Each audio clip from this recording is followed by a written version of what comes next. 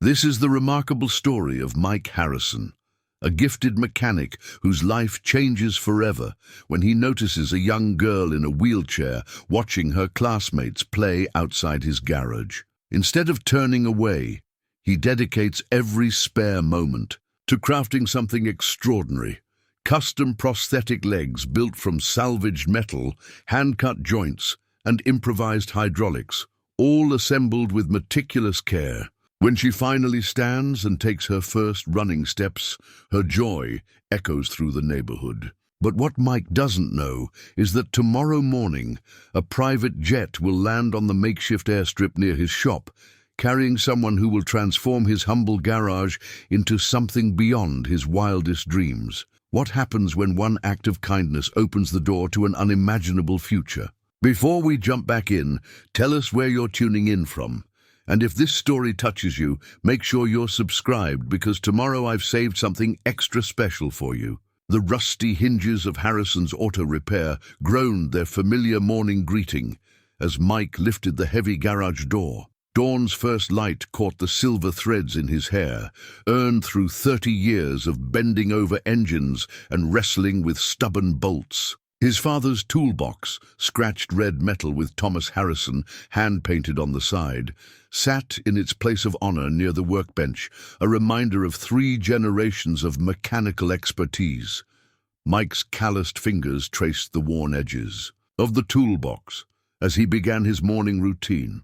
The small garage, with its oil-stained concrete floor and walls decorated with vintage car parts, had been his sanctuary since he was tall enough to hold a wrench. Every tool had its place, every corner held a memory, and even the persistent scent of grease and metal carried the comfort of home. Mrs. Jenkins's '85 Buick waited patiently for its monthly tune-up. The old car, like many in Millbrook, had seen better days, but Mike kept it running with a combination of skill and improvisation that had become his trademark. Times were lean in their small town.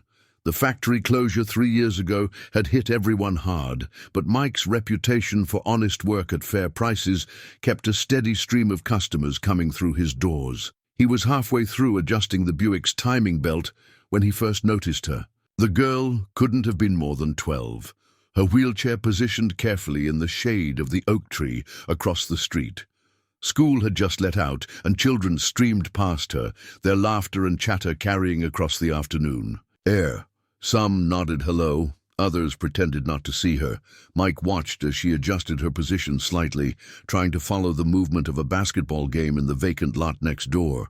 Her hands gripped the wheelchair's arms tightly, knuckles white with an emotion Mike recognized all too well.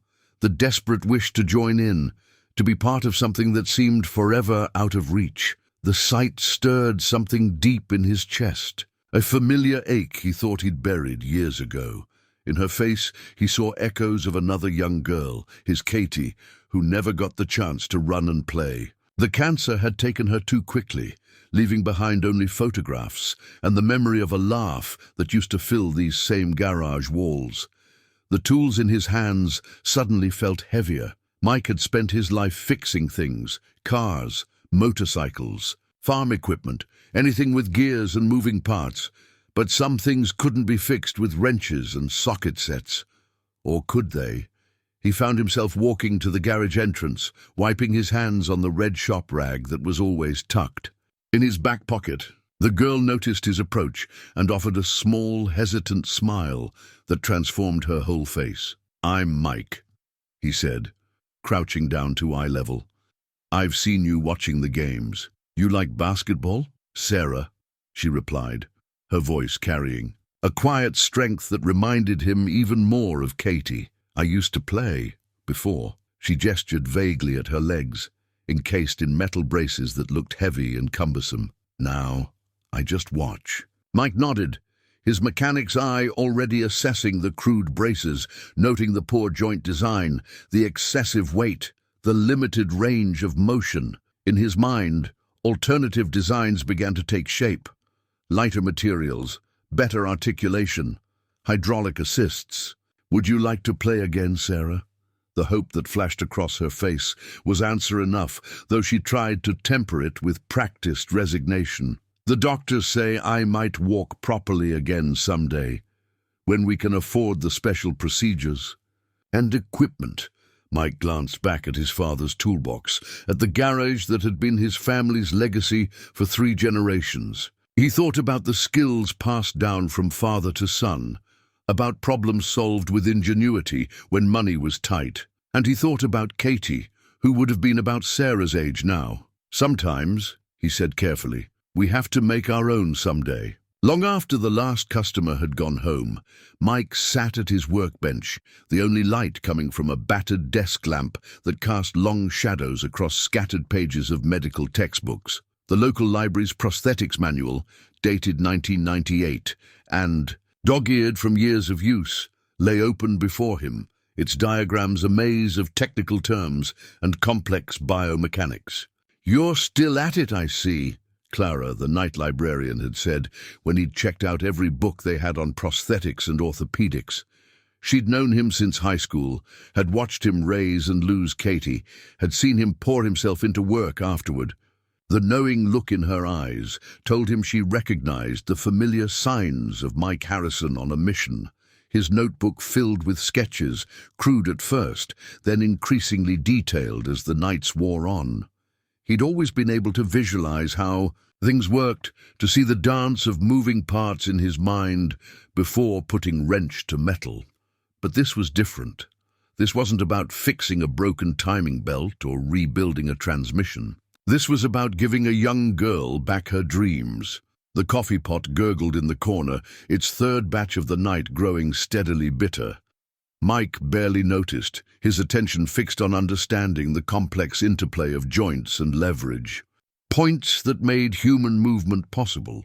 His mechanical knowledge helped him grasp the basic principles, but translating them into something he could actually build, that was the real challenge. In the drawer of his workbench, beneath warranty, cards and old invoices, lay a photograph he hadn't looked at in years. Katie at her last birthday party, sitting in her hospital bed but smiling that irrepressible smile, the one that never dimmed even when the treatments got harder. He pulled it out now, propping it against the lamp. "What do you think, sweetheart?" he murmured, sketching another variation of a joint mechanism. "Your old dad's trying something new here."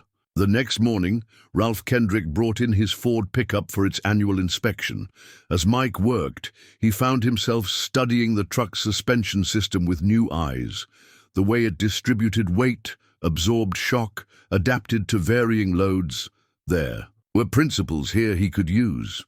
"You seem distracted today, Mike," Ralph observed, leaning against the garage wall.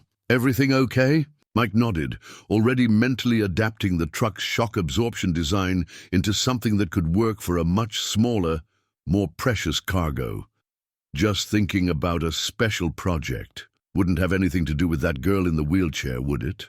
Ralph's voice carried no judgment, just the quiet understanding of someone who'd known Mike most of his life. "Saw you talking to her yesterday.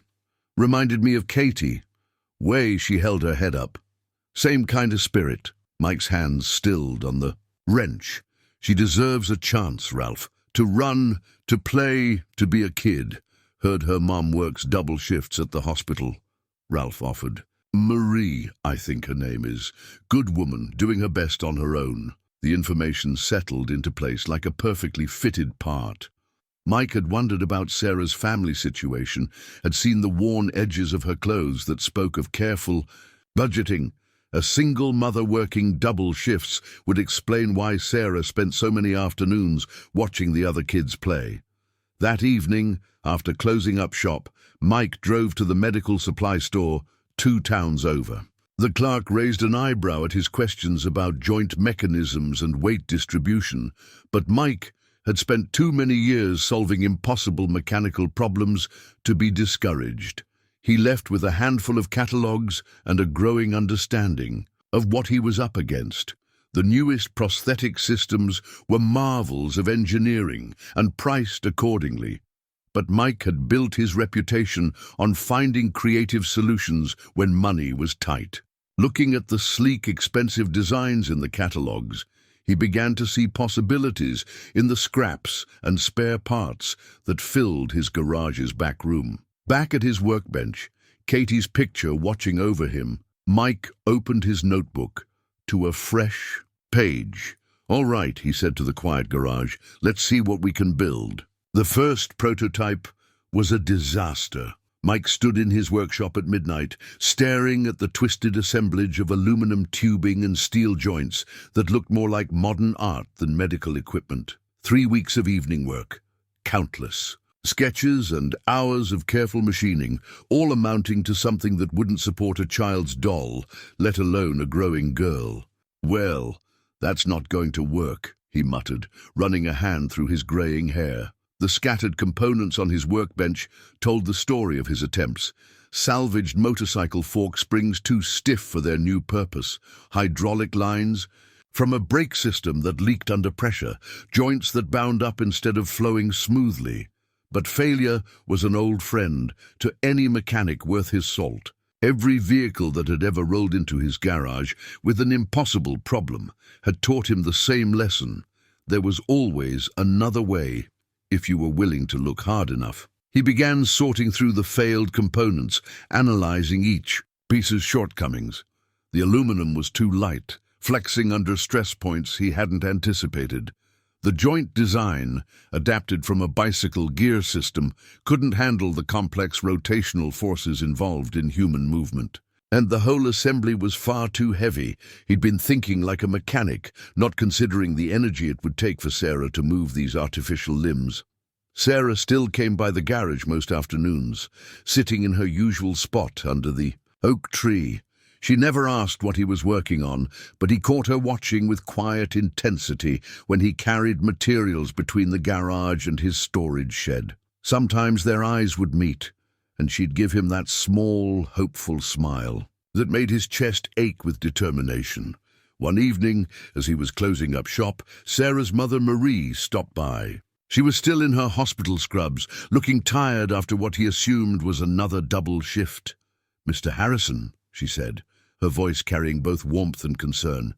"Sarah told me you've been kind to her." "Mike, please," he replied, wiping his hands on his shop rag.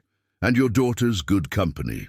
Reminds me of someone I used to know." Marie's eyes drifted to the single photo on his wall. Katie, in her baseball uniform, before the diagnosis. "I heard about your daughter. I'm so sorry." Mike nodded, the familiar grief sitting quietly in his chest. "Sarah has the same look in her eyes, same determination." "She does." Marie's voice softened. "Sometimes I think that's harder than anything else, watching that determination run up against—" She gestured helplessly at the wheelchair. What if it didn't have to? The words came out before Mike could stop them. He led Marie to his workbench, showing her the sketches, explaining his ideas in the technical language he knew she'd understand from her medical background. "This could work," she said slowly, her finger tracing the latest design. "But the materials alone would cost—" "I've got materials," Mike interrupted. "Been saving every suitable piece for years, just didn't know what for until now." He didn't. Mention the college fund he'd never gotten to use for Katie. Some things didn't need saying. Marie studied him for a long moment. "Why?" "Because some things shouldn't be impossible just because they're expensive." The next prototype came together differently. Mike stopped trying to reinvent existing designs and started thinking about the unique advantages of his salvaged materials. A titanium strut from a high-end motorcycle frame provided lightweight strength. Ball joints from European sports cars offered smooth articulation. Aircraft-grade aluminum sheet metal, carefully shaped and reinforced, created custom-fitted support segments. Each failure taught him something new. When the first joint design locked up, he developed a hybrid system using sealed bearings from high-performance wheels. When weight distribution proved problematic, he adapted the progressive resistance principle from modern shock absorbers. Every broken part and strip screw brought him closer to a working solution. Late one night, as he tested the latest joint mechanism, a quiet voice came from the garage doorway. "That's for me, isn't it?" Sarah sat in her wheelchair, illuminated. By the security light. She must have wheeled over after seeing his garage lights still on. Mike considered his answer carefully. If you want it to be. Still got a lot of work to do, though. Sarah rolled closer, examining the half-finished prosthetic with intense curiosity. Everyone says you're the best mechanic in town, that you can fix anything. Not anything, Mike said softly, thinking of Katie. But maybe this time. Sarah reached out and touched the smooth metal surface, her fingers tracing the curves designed to match her own measurements. Measurements he'd estimated from careful observation and photos of her existing braces. It's beautiful, she said simply, and looking at it through her eyes, at the possibility it represented rather than its imperfections, Mike had to agree. The wheelchair sat in the corner of Mike's garage, a temporary resident while Sarah explored. His workshop on the old office chair he'd rolled out for her. Her eyes lit up at each tool he explained, each process he demonstrated. It became their afternoon routine. She'd arrive after school, and he'd teach her the basics of his craft while working on her prosthetics. "So the hydraulic system works like the brake lines in a car?" Sarah asked, watching him carefully bend a piece of copper tubing. Her quick mind grasped mechanical concepts faster than any apprentice he'd ever taught. "Similar principle," Mike explained, holding up the tube for her inspection. "But we're using it to help control movement instead of stopping it. See how this valve here regulates the flow?" Marie would join them when her shift schedule allowed, bringing coffee for Mike and helping Sarah with homework at the small desk he'd cleared. The garage slowly transformed. A mini fridge appeared, stocked with drinks and snacks, a corner bookshelf filled with Sarah's textbooks and Mike's technical manuals, fresh flowers in a mason jar on the workbench, Marie's touch brightening the industrial space. "The other nurses keep asking about you," Marie mentioned one evening while Sarah was absorbed in her math homework. "Words getting around about what you're doing?" Mike glanced up from the joint assembly he was fine-tuning. "Nothing special about trying to help." "Everything special about it," Marie corrected softly. "Do you know Sarah started talking about college again? Engineering, if you can believe it. Before this, she'd stopped talking about the future entirely." The words hit Mike like a physical force. He remembered Katie's dreams, written in her journal, dreams that never had the chance to grow. But Sarah's dreams were still alive. Still, reaching for tomorrow. The local paper ran a small story about the project, tucked between coverage of the high school football team and announcements for the county fair. Mike only knew about it because customers started bringing copies for him to sign, their eyes warm with approval and something like pride. "Always said you were a genius with machines," old Joe Thompson declared, thumping the hood of his ancient pickup. "About time everyone else figured it out." The attention made Mike uncomfortable, but he noticed it had an unexpected effect on Sarah. She sat straighter in her wheelchair, answered questions about the project with growing confidence. The same kids who had once hurried past now stopped to talk, fascinated by the emerging technology in their small town's humble garage. One rainy Tuesday, Dr. Chen from the regional hospital paid an unexpected visit. He stood in the garage doorway examining the latest prototype with professional interest. "Remarkable work," he said finally. "The design principles are sound, though I hope you'll let me advise on the medical aspects." Mike wiped his hands and offered one to the doctor. "That's exactly what we need. I know machines, but the human body, that's your territory." Dr. Chen smiled, pulling out a notebook. "Let's talk biomechanics." The collaboration opened new possibilities. Dr. Chen's expertise helped refine the prosthetics interface with Sarah's legs, while Mike's mechanical innovations solved problems that had stumped traditional medical device manufacturers. "You're creating something unique here," Dr. Chen observed during one of his now regular visits, "something that could help a lot of people." Mike just nodded, focused on adjusting a connection point. He wasn't thinking about other people yet. His world had narrowed to this one project, this one girl, this chance to make something right. The prototype evolved weekly, each iteration bringing them closer to the goal. Sarah's mother watched the progress with growing emotion, her hand often finding Mike's shoulder in silent support. Their fingers would brush when passing tools or sharing coffee, lingering a moment longer each time. "Thank you," Marie whispered. One evening, as they watched Sarah examining the nearly completed prosthetic design, not just for this, but for giving her hope back, Mike turned to answer and found her face closer than expected, her eyes bright with unshed tears. For a moment, he saw his own journey reflected there, the grief, the healing, the unexpected joy of finding purpose again. "She gave me something back too," he replied quietly, and they both knew he wasn't just talking about hope. The morning of the first test arrived clear and cool, sunlight streaming through the garage's windows and catching the polished metal of the completed prosthetics. Mike had been up since dawn, triple-checking every connection, every joint, every safety feature. The prototype gleamed on his workbench, a testament to 6 months of trial and error, of late nights and early mornings, of hope shaped into steel and titanium. Dr. Chen arrived first, medical bag in hand, his usual professional demeanor touched with excitement. "The X-rays confirmed everything's properly aligned," he said, reviewing his notes. "The attachment points are perfect for her bone structure." Mike nodded, too tense for words. He'd checked and rechecked the measurements 100 times, but this wasn't like testing a rebuilt engine.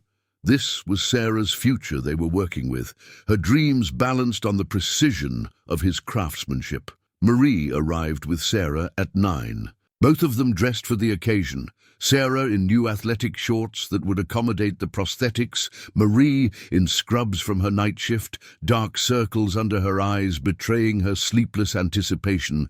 "Ready?" Mike asked Sarah, crouching down to her eye level.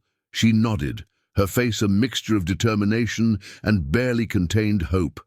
"I've been ready my whole life." The fitting process was meticulous. Dr. Chen supervised each step, checking pressure, points and circulation as Mike made minute adjustments.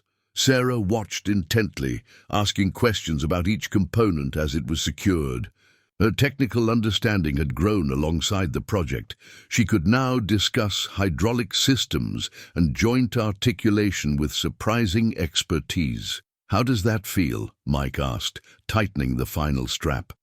Sarah flexed her new joints experimentally, eyes widening at the smooth response. "It feels light, like they're part of me." "The real test comes next," Dr. Chen reminded them gently. "Remember what we discussed.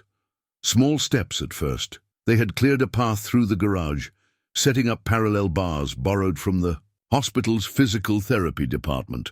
Marie stood at one end, hands clasped tightly together. Mike positioned himself at the other, ready to catch Sarah if needed. "Whenever you're ready," he said softly. Sarah gripped the bars, her face set in concentration. For a moment, nothing happened. Then, slowly, she began to pull herself up. The prosthetics responded exactly as designed, hydraulics hissing quietly as they took her weight.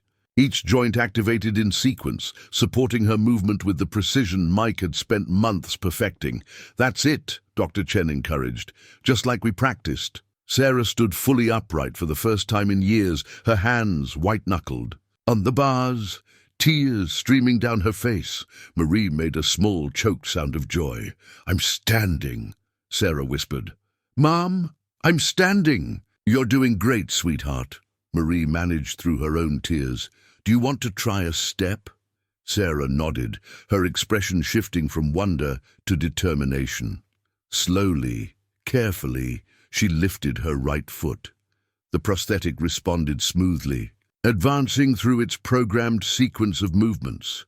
When she set it down again, it bore her weight perfectly. "The balance is perfect," Dr. Chen noted professionally, though his voice wasn't quite steady. "Try another step, Sarah. Step by step." Sarah made her way down the bars. Each movement grew more confident than the last as she learned to trust the mechanisms Mike had built. Halfway through, she looked up at him, her face radiant with joy. "They work," she said. "They really work." Mike could only nod, his throat too tight for words.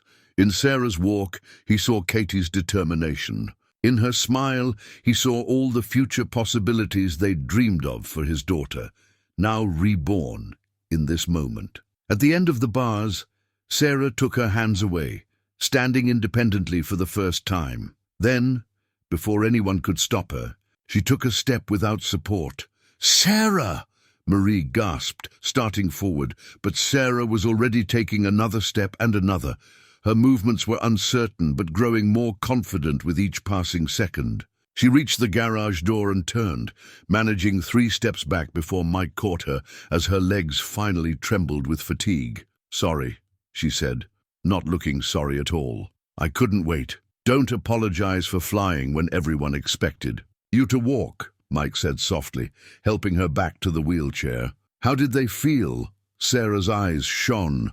"Like freedom." Dr. Chen was making rapid notes, muttering about exceeding all expectations. Marie had her hands pressed to her mouth, tears flowing freely. But Mike's attention was fixed on Sarah's face, on the boundless future he saw reflected there. "Tomorrow," he said, "we'll try running." Sarah's answering smile was brighter than the morning sun streaming through the garage windows, brighter even than the memory of Katie's last smile that had driven him all these months. In that moment, Mike knew they'd created something more than just prosthetics. They'd crafted hope itself from spare parts and determination. Nobody noticed the black SUV parked across from the garage that afternoon, its tinted windows reflecting the summer sun. Nobody saw the man in the crisp charcoal suit making notes on his tablet, or the sophisticated camera capturing every moment of Sarah's first steps. But they were there, watching, documenting, evaluating. The next few days passed in a blur of progress. Sarah spent every free moment practicing with her new legs, each day bringing new achievements. She could now walk the length of the garage without support, turn in smooth circles, even manage a few careful steps backward. Mike made minor adjustments as needed, but the basic design proved remarkably sound. "Look what I found online," Sarah announced one afternoon, wheeling into the garage with her laptop. She pulled up a video of the local news coverage that had somehow gone viral. "They're calling you the miracle mechanic of Millbrook." Mike grimaced at the title. Nothing miraculous about good engineering. "The comments disagree," Sarah grinned, scrolling through hundreds of responses. "People are asking if you can help their children too." That gave Mike pause. He'd been so focused on helping Sarah that he hadn't considered the broader implications. The thought was both exciting and terrifying. How many other children were waiting for their chance to walk? What he didn't know was that others were asking the same question. In a sleek office building hundreds of miles away, James Wellington, CEO of Wellington Medical Technologies, watched the viral video for the 3rd time. His expression remained neutral, but his eyes sparked with intense interest. "Full background check on Michael Harrison," he instructed his assistant. "I want to know everything: education, work history, family situation, and get me detailed photos of that prosthetic design." Back in Millbrook, subtle changes began occurring around the garage. More cars seemed to park nearby, their occupants unusually interested in photography. Local reporters made increasingly frequent appearances, asking technical questions that seemed oddly specific. Dr. Chen noticed it first. "You're being watched, Mike," he mentioned casually during one of Sarah's checkups. "And not just by amateur YouTubers anymore. Those are professional photographers out there." Mike shrugged it off, more concerned with the slight hesitation he'd noticed in Sarah's right knee joint. "Let them watch. We've got nothing to hide." But Marie wasn't so sure. Her years of hospital work had taught her to recognize corporate interest when she saw it. "They're not just watching, Mike. They're assessing. This design of yours, it could be worth millions." "It's not for sale," Mike said firmly, making another minute adjustment to the knee mechanism. "It's for Sarah, for kids like her." The observers grew bolder. One afternoon, a woman in an expensive business suit walked right into the garage, digital camera in hand. "Mr. Harrison, I represent a medical technology firm that's very interested in your work." Mike looked up from the workbench, his expression hardening. "The garage is closed for repairs today, ma'am," she smiled, undeterred. "We're prepared to make a very generous offer." "The garage is closed," Mike repeated, turning back to his work. The woman left, but not before taking several more photos.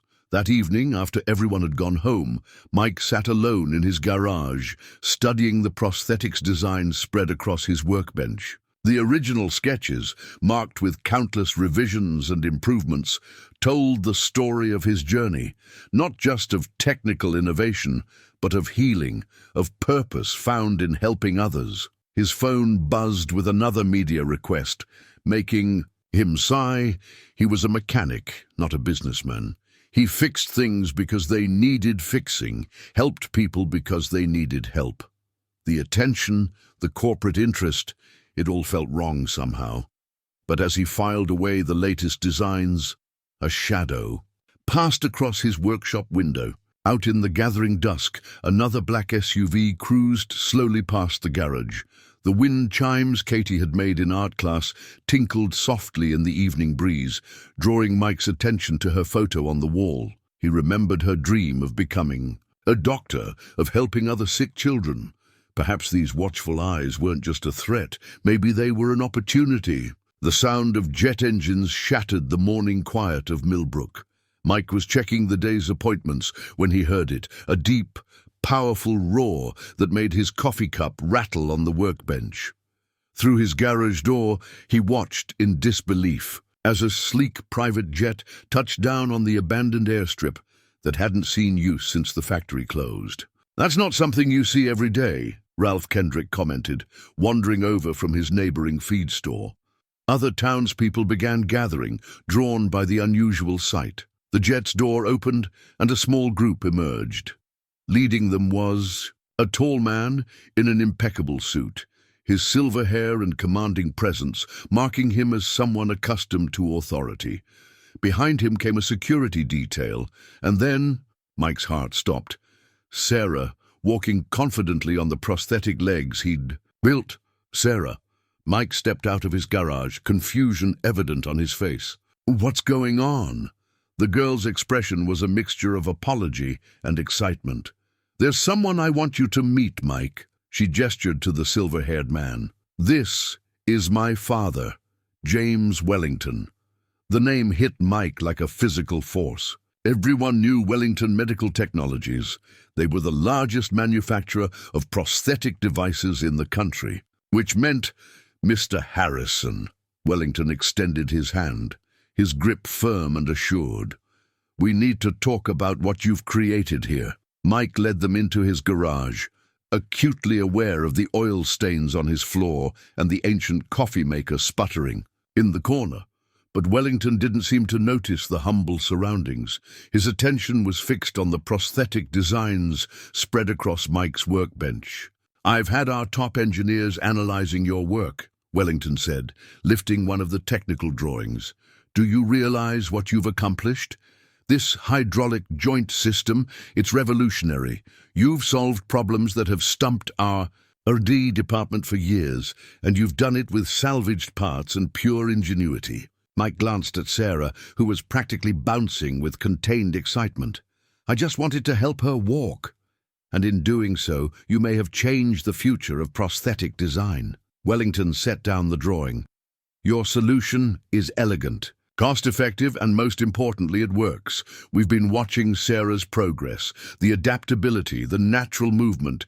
It's unprecedented at this price point." "Those observers were your people," Mike realized. Wellington nodded. "I needed to be sure before making this proposal." He opened his briefcase and removed a thick folder. "I want to partner with you, Mr. Harrison, not buy you out. Partner. We'll provide the facilities, the resources, the distribution network. You'll lead the development team, maintaining complete creative control." Mike's mind spun. "I'm just a mechanic." "You're an innovator," Wellington corrected. "One who sees solutions where others see only problems. That's exactly what we need." He gestured around the garage. "Think of what you accomplished here with limited resources. Imagine what you could do with a fully equipped lab and a team of Engineers at your disposal. Sarah stepped forward, her movement smooth and natural on the prosthetic legs. Think of how many other kids you could help, Mike. The words struck him deeply. He looked at the photograph of Katie on his wall, remembered her passion for helping others. In his mind's eye, he saw other children running, playing, living the lives they deserved. There's something else, Wellington added softly. Sarah tells me about your daughter. We have a charitable foundation that provides prosthetics to children who can't afford them. I'd like to rename it the Katie Harrison Foundation, with you as its director. Mike turned away, overcome. Through blurring eyes, he saw Marie in the doorway. She must have just arrived from her shift. Her smile told him she'd known about this, had helped keep the secret. What do you think, Katie? He whispered to the photograph on his wall. The morning sunlight caught the glass, making her smile seem to brighten in response. When he turned back, his voice was steady. I have conditions. Wellington raised an eyebrow. Go on. The main facility stays here in Millbrook. This town needs the jobs, and I want Dr. Chen on the team. He's been crucial to this project's success. Already taken care of. Wellington smiled. We've purchased the old factory. Renovation begins next week. Would you like to see the plans? As Wellington unrolled the blueprints across his workbench, Mike felt the future reshaping itself before his eyes. But this time, it wasn't just Sarah's future or even his own. It was the future of countless children who would run, jump, and play on legs built with the same care he'd poured into that first prototype.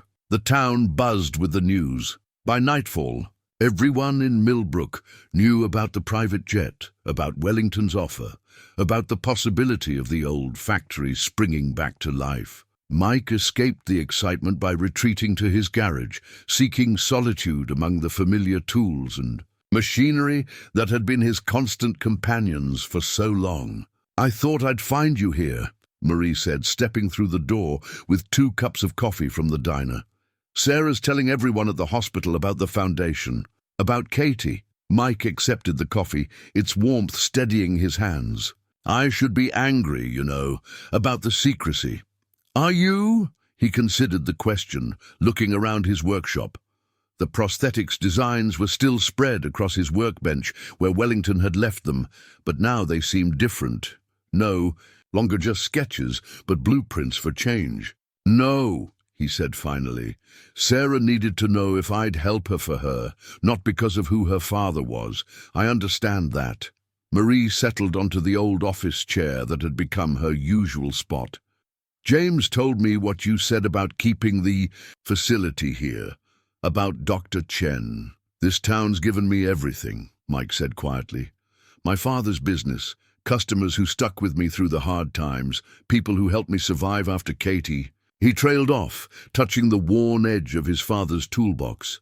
Seems right to give something back. The evening light filtered through the garage windows, casting long shadows across the concrete floor. Outside, they could hear the excited voices of townspeople still gathered at the diner, discussing the day's events. Remember what you told me when you first started working on Sarah's prosthetics? Marie asked. About making our own someday. Mike nodded, the memory clear in his mind. Seems like a lifetime ago. You did it, Mike. You made that someday happen.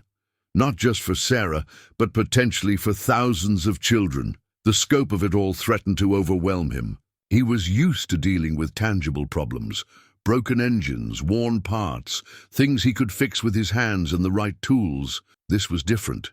This was bigger than anything he'd ever imagined. What if I'm not ready? He voiced the fear. That had been nagging at him. Running a research team, directing a foundation, that's not exactly in my skill set. Marie's hand found his, her fingers warm and reassuring. You rebuilt an entire prosthetic system from scratch, using salvaged parts and pure determination. I'd say problem-solving is exactly in your skill set. A knock at the garage door interrupted them.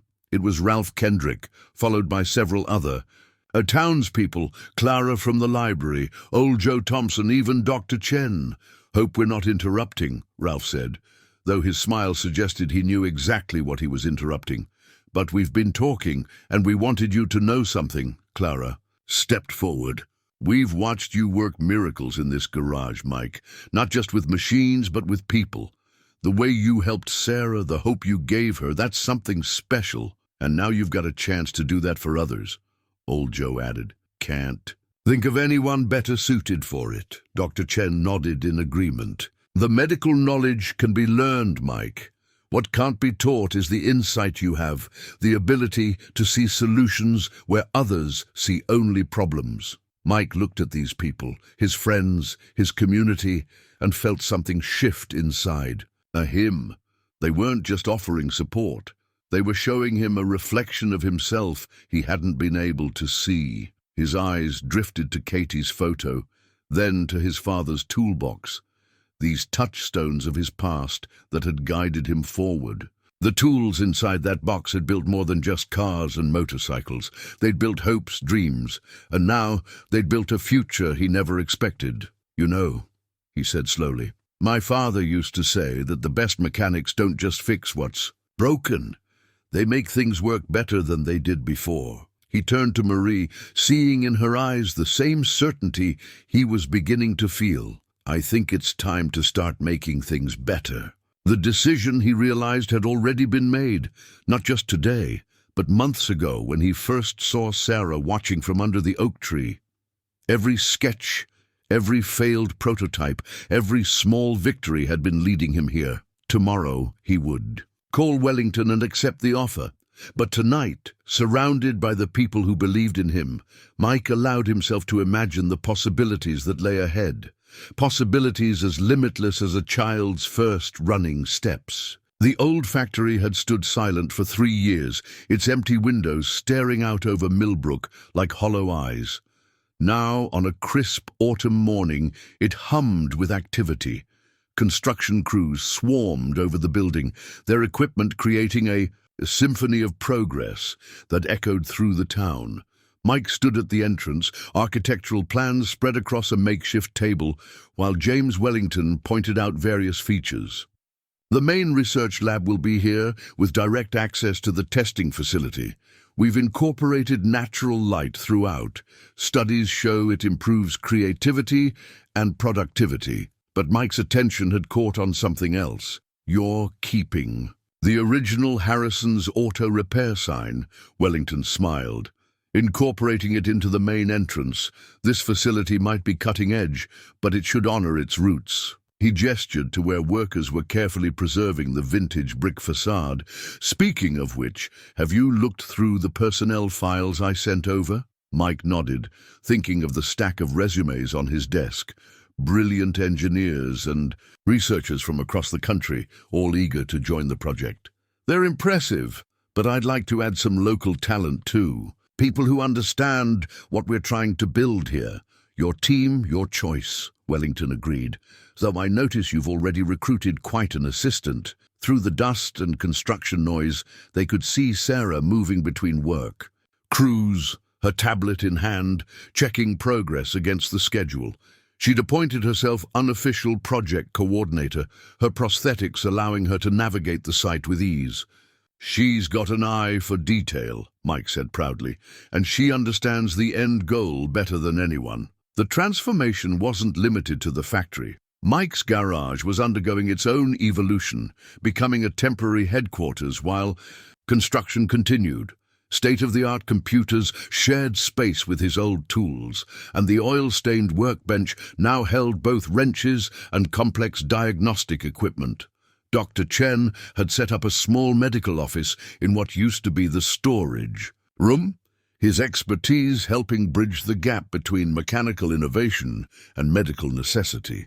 "The human body is the most complex machine we'll ever work with," he reminded the growing team during their daily meetings. Marie had taken a part-time position coordinating with hospitals and medical professionals, her healthcare experience proving invaluable. She spent her free hours helping Mike adjust to his new role, teaching him the language of corporate reports and regulatory requirements. "You're a natural leader," she told him one evening, watching him review applications. You just lead differently than most executives. How's that? You lead with your heart, she said simply, and kissed him for the first time, there among the blueprints and possibility. The Katie Harrison Foundation was taking shape too. Wellington's legal team had fast-tracked the paperwork, and applications were already flowing in from families across the country. Mike insisted on reviewing each one personally, seeing in every photo and letter another child waiting for their chance to run. One morning, as dawn broke over the construction site, Mike arrived to find Sarah already there, sitting on a stack of lumber and watching the sunrise paint the sky in shades of promise. "Couldn't sleep?" he asked, settling beside her. "Too excited," she admitted. "Dad showed me the latest production estimates. Do you know how many kids will be able to help in the first year alone?" Mike nodded. The numbers still staggered him. Hundreds of children, maybe thousands, each one getting the same chance Sarah had. "It's a big responsibility. That's why." "It had to be you," Sarah said with the direct wisdom of youth. "Anyone can build a prosthetic, but you build hope." The words stayed with him as he walked through the evolving facility. In one corner, engineers were setting up a testing lab that would rival any in the country. In another, a team was installing the specialized machinery that would turn Mike's garage-built innovations into precision medical devices. But it was the wall of the main entrance that caught and held his attention. There, carefully preserved, hung his father's old toolbox, mounted beside Katie's photo and the original prosthetic prototype. Below them, a simple plaque read, "Every journey begins with a single step." "Nice touch," Wellington said, appearing beside him. "Sarah's idea." Mike ran his fingers over the worn toolbox, feeling the generations of history in its scratched surface. "My father used to say that tools are just extensions of the heart. It's not what you build, but why you build it that matters." Wellington nodded thoughtfully. "Wise man. I think he'd be proud of what you're building here." Looking around at the rising facility, at Sarah moving confidently through the construction, at Marie organizing the day's meetings, at Dr. Chen setting up his new medical office, Mike felt the truth of it all coming together. This wasn't just a factory or a research facility. It was a dream taking physical form, a hope being built one piece at a time. "We're not just building prosthetics," he said quietly. "We're building futures." The corporate ID badge felt foreign against Mike's worn work shirt as he made his way through the newly completed research wing. Gleaming laboratories had replaced oil-stained concrete, and the air smelled of fresh paint instead of motor oil. Sometimes, especially early in the morning, he barely recognized his own creation. "Mr. Harrison, the board meeting starts in 10 minutes, his new assistant called out, hurrying after him with a tablet full of presentations and reports. The young man, fresh from some prestigious business school, still seemed nervous around Mike, as if unsure how to interact with a CEO who preferred coveralls to suits. "Thanks, David. And please, it's just Mike." He tried to soften the reminder with a smile, but it felt stiff. The weight of corporate expectations pressed down on him like an invisible suit of armor. Inside the state-of-the-art conference room, the senior engineering team waited. Most were brilliant specialists recruited from top medical device companies, their credentials impeccable. But lately there had been tension. "With all due respect, Mr. Harrison," Dr. Peterson, the head of R&D, began as soon as Mike sat down, "these design modifications you're proposing, they're unorthodox. The liability concerns alone." "They work," Mike interrupted, his patience wearing thin. He pulled up Sarah's latest test results on the room's massive display. The simplified joint design cuts production cost by 60% while improving durability. "I've tested it myself." "In a garage," Dr. Peterson said delicately. "But we're talking about mass production, regulatory approval, shareholder expectations." "I think what Jack means," Marie interjected smoothly from her end of the table, having learned to navigate these waters herself, "is that we need to balance innovation with established protocols." Mike felt a familiar frustration rising. In his garage, solutions came through doing, through hands-on trial and error. Here, every decision required meetings, reports, approval chains that seemed designed to slow progress rather than advance it. After the meeting, he escaped to the small workshop he'd insisted on including in the facility's design. Here, surrounded by tools and works in progress, he could still think clearly. Sarah found him there, tinkering with a prototype joint assembly. "Rough meeting?" she asked, recognizing the signs. "They want to add complexity where it isn't needed," Mike sighed. "Every simple solution gets buried under layers of bureaucracy." Sarah hopped onto his workbench with the easy grace her prosthetics now allowed. "Dad says you're teaching them as much as they're teaching you." "Oh? How's that?" "They know all about corporate structure and regulatory compliance, but you know about the people we're trying to help." She tapped her legs meaningfully. "You understand, it's not just about making a product, it's about making a difference." The wisdom in her words struck him. Looking at Sarah, seeing how far she'd come from that girl watching from under the oak tree, Mike felt his perspective shift. Later that evening, he found Marie in their shared office, reviewing applications for the foundation. Their relationship had deepened alongside the project, their personal and professional lives intertwining like well-engineered gears. "I'm not cut out for this corporate stuff," he admitted, sinking into the chair beside her. "No," she agreed, surprising him. "You're not cut out to be a typical corporate executive, but maybe that's exactly what this project needs." She handed him a letter from the stack she was reading. "Look at this." It was from a mother in Ohio, describing her son's dream of playing baseball despite having lost his leg to cancer. The letter was spotted with tear stains, the hope in her words almost painful to read. "This is why we deal with the meetings and the reports," Marie said softly, "because at the end of all that bureaucracy is a child who just wants to run." Mike thought about his own journey, from small-town mechanic to reluctant CEO. Every frustrating meeting, every corporate hurdle. They were just new kinds of problems to solve, no different in essence from the mechanical challenges he'd faced. All his life. "Maybe," he said slowly, "it's time to build some bridges instead of just prosthetics." The next morning, he arrived early at the facility. Instead of heading to his office, he stopped at each department, talking with the engineers, learning about their concerns, sharing his own experiences. He found Dr. Peterson in the testing lab and spent an hour discussing how to merge traditional safety protocols with innovative design approaches. By the time he put on his corporate ID badge for the day's meetings, it felt a little less foreign. Like his father's old tools, it was just another instrument for getting the job done. And the job, he reminded himself, watching Sarah lead a tour group through the facility, was more important than any discomfort. The first production line of Harrison Wellington prosthetics rolled out on a Tuesday morning in early spring.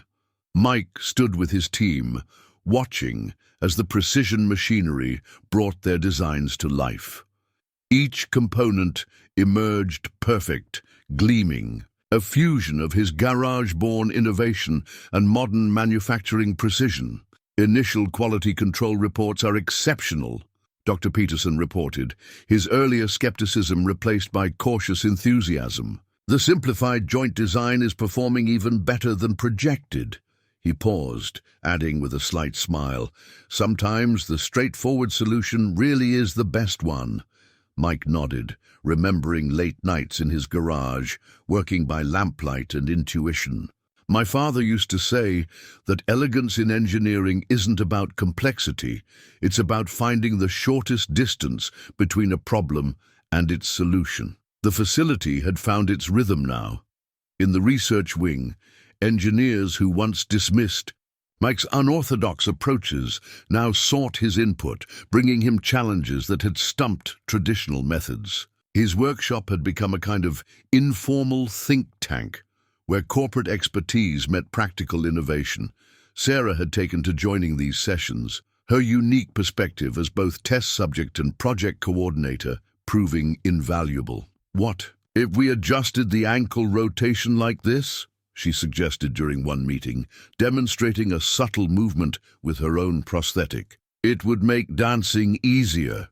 The engineers exchanged glances. Dancing wasn't in the original specifications, one began. Maybe it should have been, Mike interrupted, watching Sarah's expression.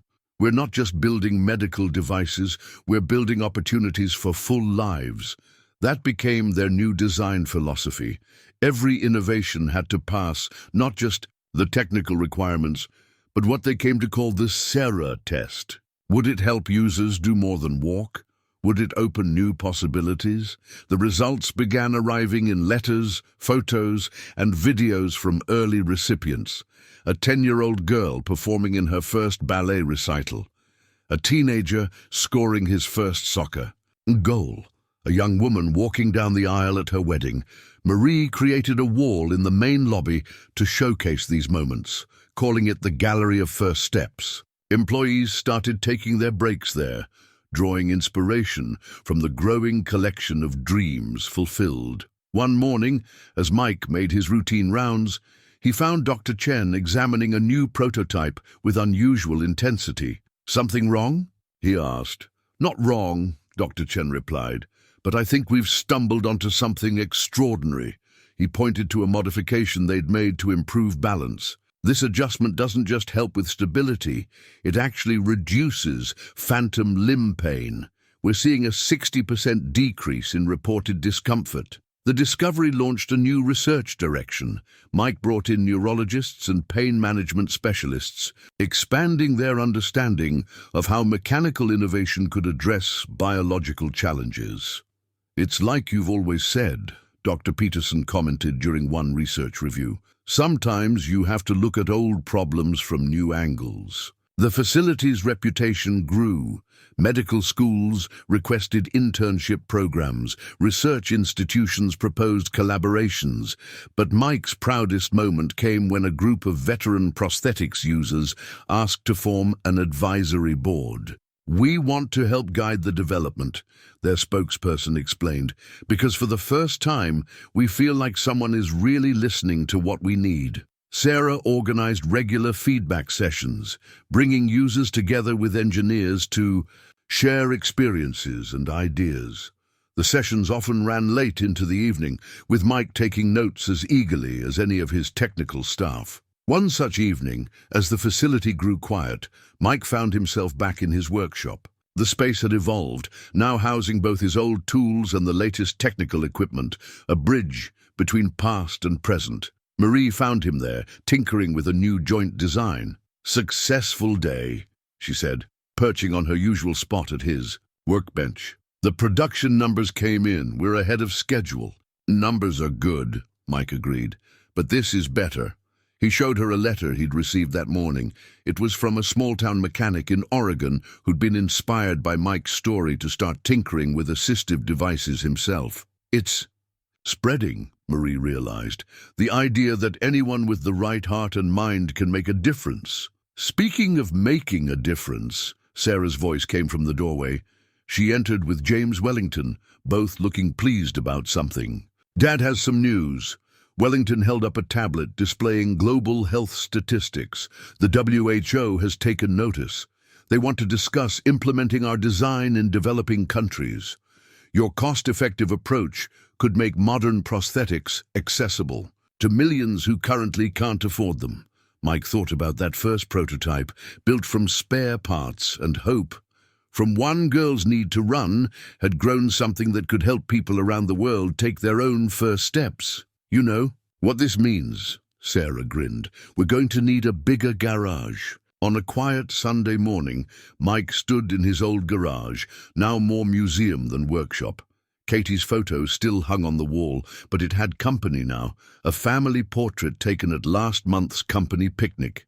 In it, he stood with Marie, Sarah, and James Wellington, all of them laughing at something just before the camera clicked. "I thought I'd find you here," Marie said, entering with 2 cups of coffee, just as she had that night months ago when everything changed. "Getting nostalgic?" "Just thinking," Mike replied, accepting the coffee. "Did you ever imagine we'd end up here?" Marie smiled, slipping her hand into his. The simple gold band on her finger caught the morning light. He'd proposed 3 weeks ago, right here in the garage where they'd first grown close. I imagine Sarah did. That girl sees possibilities the rest of us miss. As if summoned by her name, Sarah appeared in the doorway, her prosthetics moving with fluid grace. At 15 now, she carried herself with a confidence that made Mike's heart swell with pride. "Mom said you'd be here," she said, joining them. She'd started calling Marie Mom gradually, naturally, the word flowing as smoothly as her steps. "Dad's waiting at the house. He says he has a surprise for us." The house was another change, a beautiful old Victorian on the edge of town that they'd restored together. Marie had overseen the renovation while Mike handled the mechanical systems, making it as much a fusion of their talents as everything else they did. They found James Wellington on the back porch, surrounded by papers, and wearing the relaxed smile that only appeared when he was away from corporate responsibilities. "There you are," he said, standing to greet them. "I've been thinking about family traditions." He handed Mike a document. It was a legal agreement, transferring 20% of Wellington Medical Technology's ownership to Sarah when she turned 21. "Dad?" Sarah's voice held surprise and question. "You've earned it," Wellington said simply. "Not just through your work with the company, but through your vision. You saw the potential in a small-town garage before any of us." Mike watched Sarah study the document, seeing in her expression the same focused intelligence she brought to their technical discussions. She'd grown into her role at the company naturally, combining her father's business acumen with Mike's innovative spirit. "There's something else," Wellington continued, producing another envelope. "The Katie Harrison Foundation is expanding. We're opening a research center focused on pediatric mobility solutions. Sarah, we'd like you to head the project." The moment hung in the air, waited with meaning. Mike felt Marie's hand tighten in his, both of them watching Sarah process the news. "I'd be working with kids," she said slowly, "helping them the way Mike helped me." "Who better?" Wellington smiled. "You understand both the technical and personal sides. You've lived it."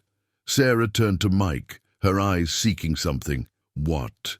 "Do you think?" Mike looked at this girl who had changed his life, who had helped him transform grief into purpose. "I think Katie would be proud to have you carrying on her legacy." The words brought tears to Sarah's eyes. She moved to hug him, and Mike marveled again at the natural grace of her movement, remembering the wheelchair under the oak tree that seemed so long ago now. Later that evening, as sunset painted the sky in shades of possibility, the four of them sat on the porch talking about the future.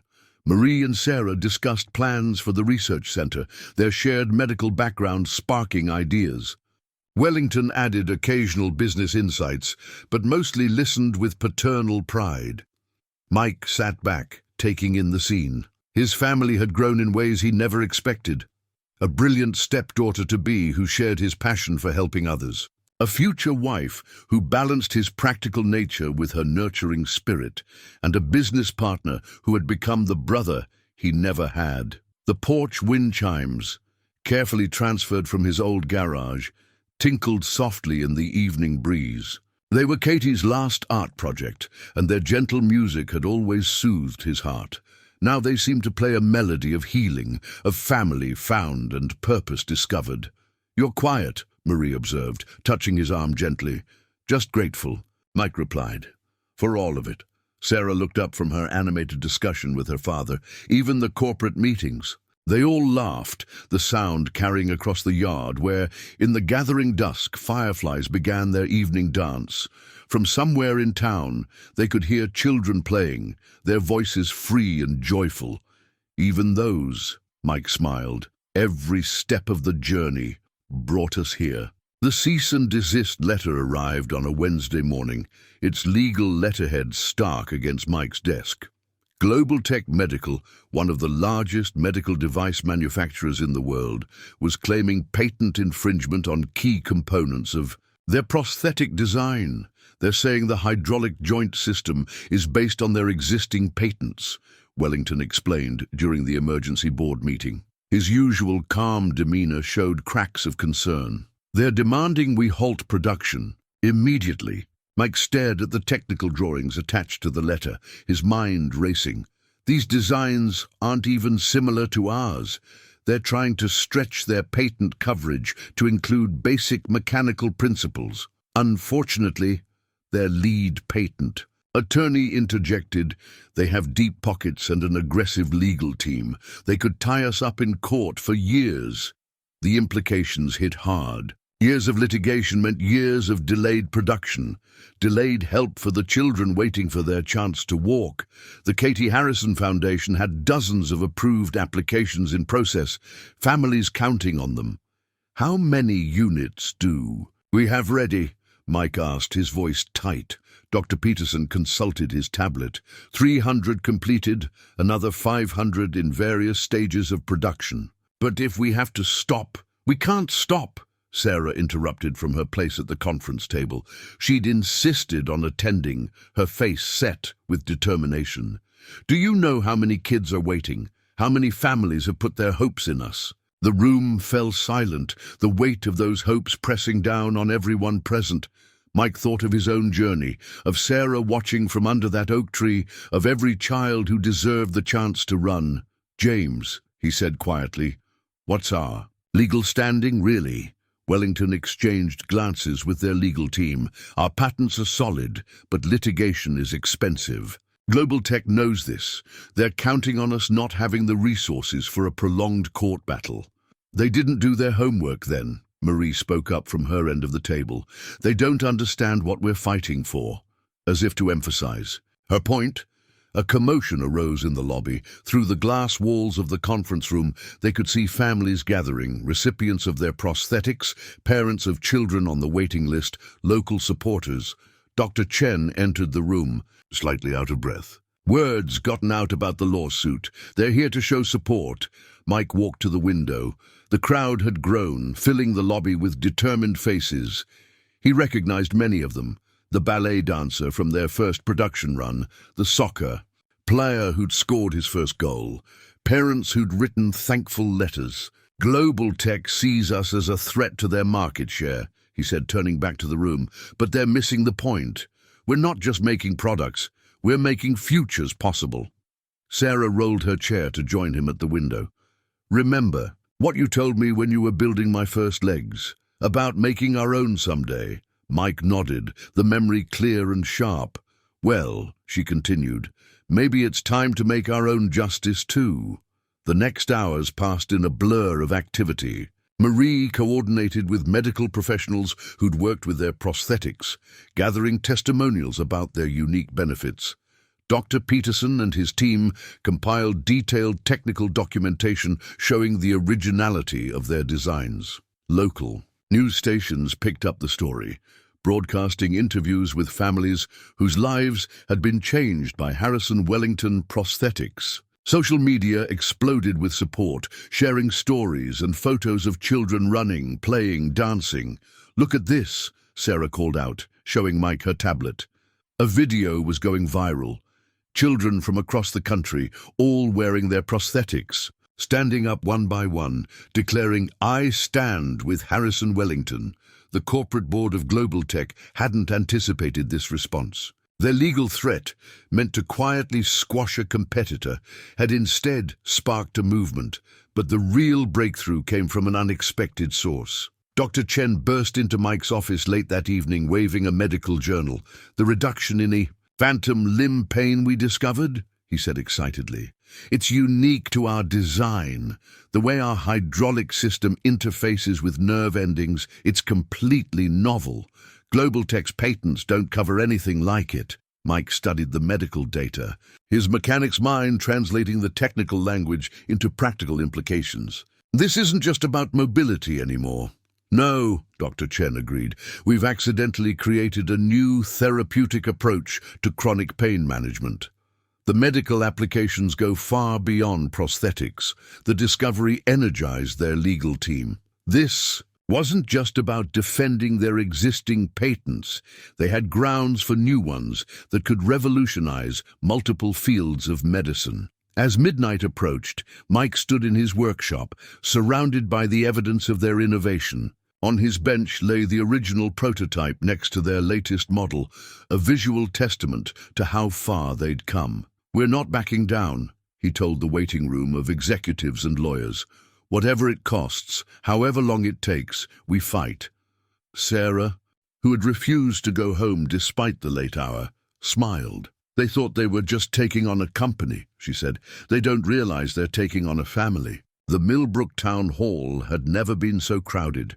Every seat was filled, with people standing along the walls and spilling out into the hallway. Mike saw familiar faces everywhere: employees, patients, neighbors, friends, all gathered for what the mayor had dubbed an emergency community meeting. "For 3 generations, the Harrison family has been part of the backbone of this town," Mayor Thompson began, his voice carrying over the packed room. "When the factory closed, we thought our best days were behind us. But Mike Harrison and his team didn't just bring jobs back, they brought hope back." A spontaneous round of applause erupted. From her seat beside Mike, Marie squeezed his hand. Sarah, sitting on his other side, beamed with pride. "Now," the mayor continued, "some big city corporation thinks they can shut us down with their fancy lawyers. Well, they don't know Millbrook very well, do they?" The town clerk stood up, holding a thick stack of papers. "We've received letters of support from every medical facility that's worked with Harrison Wellington prosthetics. Dr. Chen has compiled their testimonials, documenting cases that demonstrate the unique benefits of our design." Dr. Chen took the podium next, his usual reserved manner giving way to passionate advocacy. "The pain management breakthrough we've discovered isn't just an advantage, it's a revolution in prosthetic design. We've already submitted 5 new patent applications based on this technology." The technical presentation shifted to personal testimony. One by one, people stood to share their stories. A local physical therapist described the unprecedented recovery rates among her patients. A teacher talked about watching her student run for the first time. Parents spoke of transformed lives and renewed hope. Then Sarah stood up. The room fell silent as she made her way to the podium, her prosthetics moving with the natural grace that had amazed them all from the beginning. "I was that first patient," she began. "When I met Mike, I was just a girl in a wheelchair watching other kids play. He didn't see me as a medical challenge or a business opportunity. He saw me as a child who wanted to run." She paused, looking around the room. "What Global Tech doesn't understand is that they're not fighting a company. They're fighting every child who wants to play soccer, every teenager who dreams of dancing at prom, every person who deserves the chance to walk tall." The next speaker was unexpected. James Wellington stood, his corporate polish softened by evident emotion. "When I first came to Millbrook, I thought I was just making a business investment. Instead, I found a community that taught me what really matters in creating change." As the meeting continued, practical support emerged. The local Chamber of Commerce pledged funds for legal expenses. Medical professionals volunteered expert testimony. Former employees of the old factory offered to share documentation of manufacturing processes that predated Global Tech's patents. But the most powerful moment came when old Joe Thompson, who'd been Mike's first customer decades ago, slowly made his way to the front. In his weathered hands, he held a stack of yellowed papers. "These here are Mike's daddy's old notebooks," he said, his voice rough with age and emotion. "Thomas Harrison was always sketching ideas for helping folks. There's drawings in here from 30 years ago that show the same kind of thinking that went into these prosthetics. This ain't about copying nobody, it's about carrying on a legacy of caring." Mike stared at the notebooks, remembering hours spent watching his father work, learning not just about mechanics, but about the heart behind the work. In those pages lay the seeds of everything they'd built. The meeting ended with a plan of action. The town would stand united, production would continue, the legal team, bolstered by community support and new evidence, would fight back aggressively. As people began to file out, Marie turned to Mike. "You know what this reminds me of? What's that? That first night in the garage when you decided to help Sarah. You didn't know if it would work, but you knew it was right. Sarah, overhearing, added, "And look what happened because of that decision. How many lives have changed?" Mike looked around the emptying hall, at the faces of people who had become more than neighbors or employees. They had become family, united in purpose. "Global Tech thinks this is about patents and market share," he said quietly, "but they're fighting something they can't beat." "What's that?" Wellington asked, joining them. Mike smiled, thinking of his father's notebooks, of Katie's dream of helping others, of Sarah's first steps, of all the children yet to run. "Heart," he said simply. "You can't patent that." The news broke on a Monday morning. Global Tech was withdrawing their lawsuit and proposing a settlement. Mike sat in his office reading the terms with Wellington and their legal team, hardly daring to believe it. "They're not just dropping the patent challenge," their lead attorney explained, barely containing her excitement. "They want to license our pain management technology. The settlement includes a substantial payment for past claims and ongoing royalties." Wellington looked up. From the documents, his expression thoughtful. "This is more than a victory, it's a vindication. But Mike, look at page 12. Mike turned to the indicated section and felt his breath catch. Global Tech was offering to establish a joint research initiative, combining their resources with Harrison Wellington's innovation. The focus, making advanced prosthetics accessible to developing nations. "They finally understood what we've been trying to do all along," Sarah said from the doorway, where she'd been listening. She moved into the room, the subtle whir of her prosthetics, a reminder of where everything had started. This was never about competition. It was about changing lives. The settlement transformed their future. Within hours, their stock price soared, and congratulatory messages poured in from around the world. But it was the small celebration in Mike's old garage that meant the most.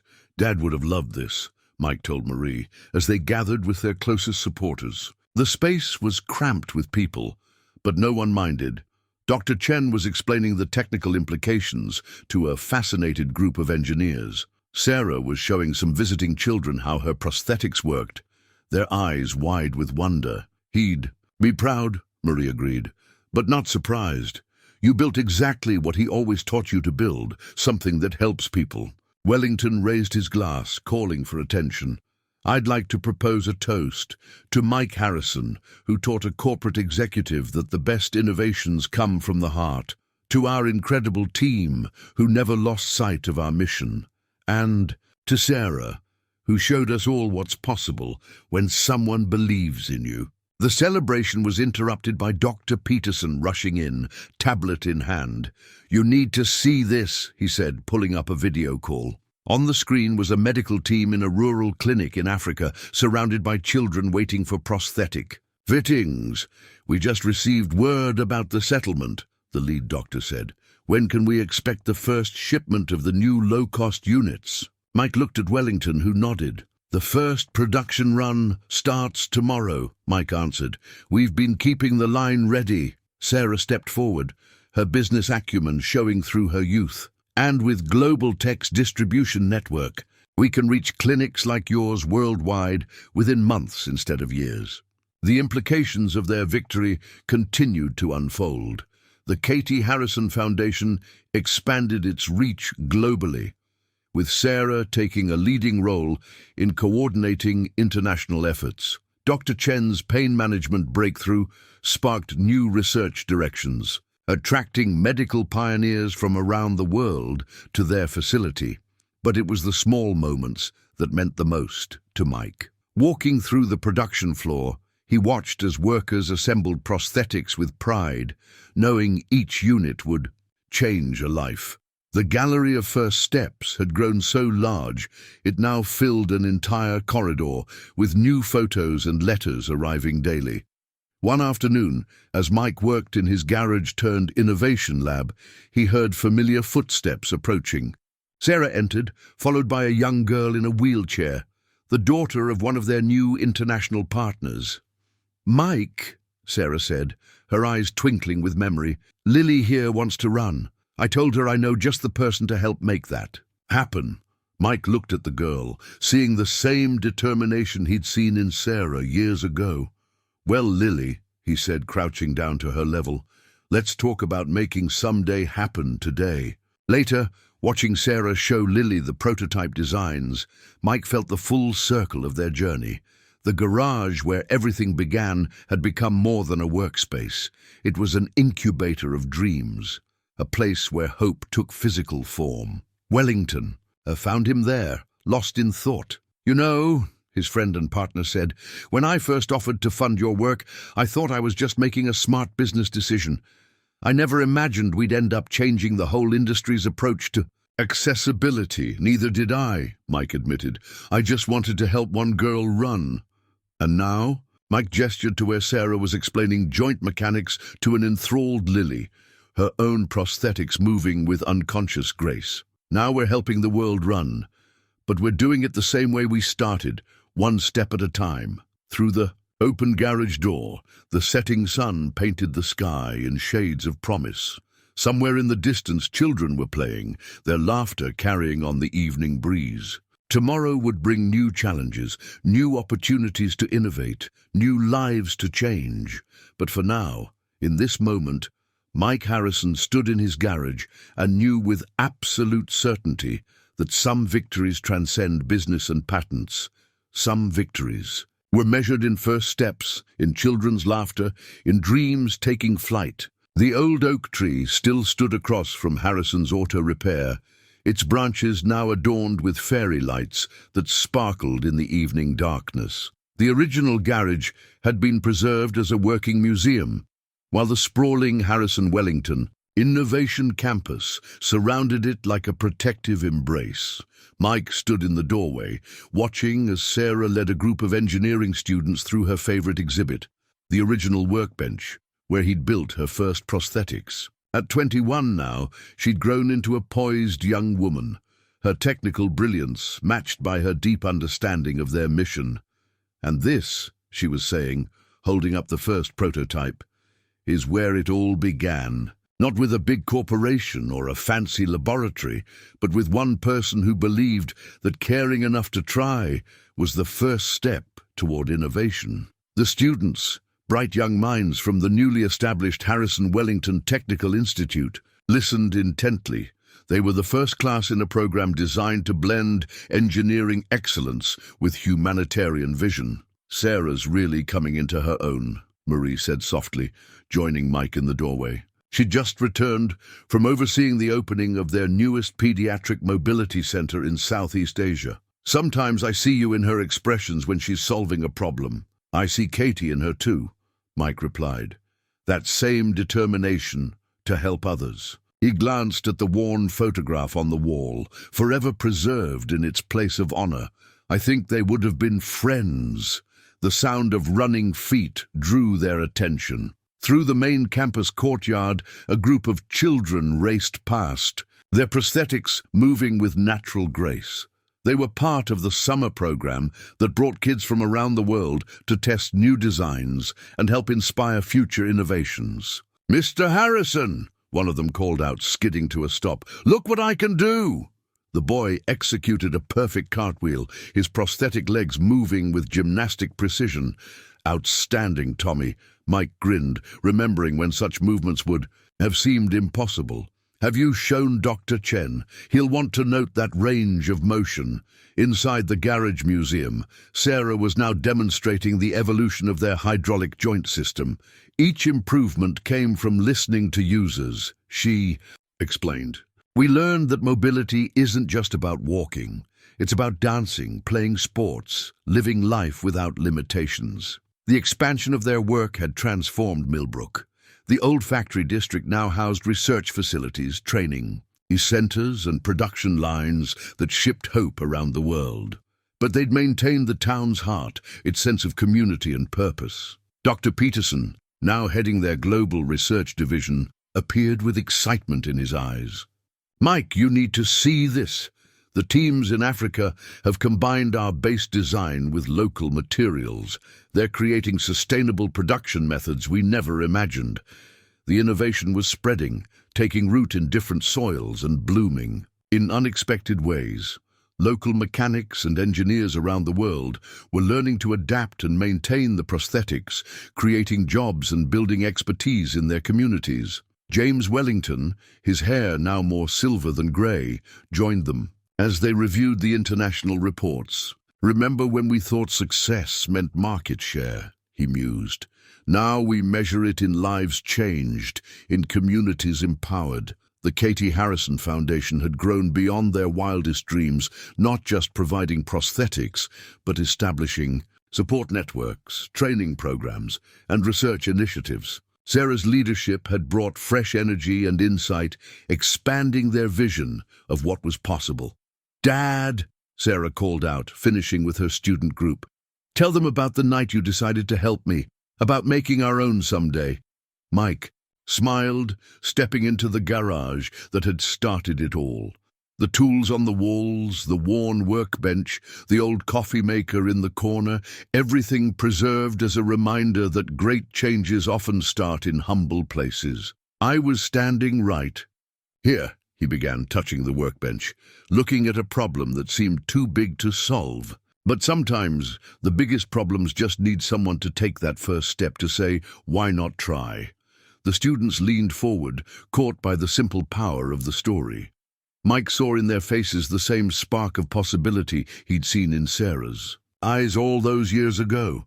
"The real lesson," he continued, "isn't about building prosthetics. It's about building hope, about seeing beyond what is to what could be." Outside, the sun was setting over Millbrook, painting the sky in familiar shades of promise.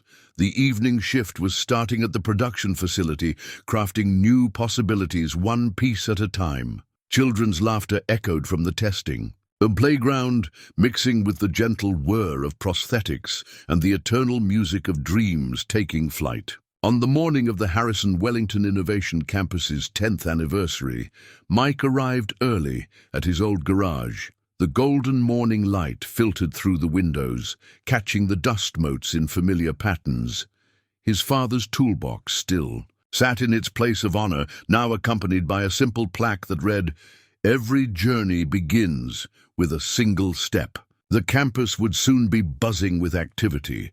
Delegates from around the world were arriving for the celebration. But Mike needed this quiet moment first. He ran his hand along the worn workbench where it had all started, remembering late nights and breakthrough moments. "I thought I'd find you here." Sarah's voice came from the doorway. She entered with Marie and James Wellington, all of them understanding his need for this private time. "Just visiting with old friends." Mike smiled, gesturing to Katie's photo, and his father's tools, remembering where it all began. Sarah touched the first prosthetic prototype, now carefully preserved in a display case. "I still remember that first day I stood up, the look on your face when it worked, like you just discovered something magical." "We did," Marie said softly. "We discovered that one person's kindness can change the world." The numbers told part of the story. Over 1 million children helped, 30 global production facilities, research centers on every continent. The Katie Harrison Foundation had become the world's largest provider of accessible prosthetic care, but the real story lived in smaller moments. "The WHO report came in this morning," Wellington shared, his voice proud. "Our new distributed manufacturing model has cut waiting times for prosthetics in developing nations by 80%. Local technicians are being trained everywhere. The knowledge is spreading." Through the window, they could see the morning shift arriving at the main facility. Among them were faces from around the world, engineers, researchers, craftspeople, all drawn by the vision that had started in this humble garage. "Did you see this morning's surprise?" Sarah asked, pulling out her tablet. She showed them a video from a small village in rural India, where a local mechanic had adapted their base design using regional materials. His innovation had further reduced costs while maintaining quality. "That's exactly what we hoped would happen," Mike nodded. "The technology becoming part of each community, evolving to meet local needs." The sound of young voices drew their attention.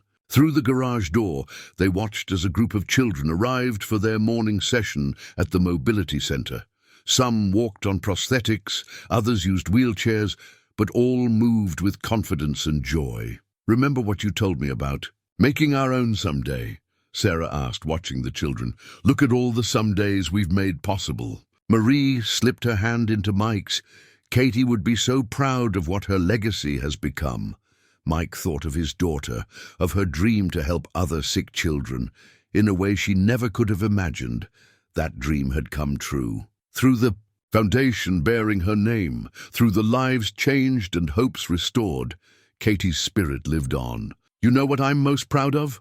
Wellington mused, watching the campus come to life. "Not the patents or the profits, but the way this place has proved that doing good and doing well can be the same thing." Sarah nodded. "We're not just building prosthetics anymore.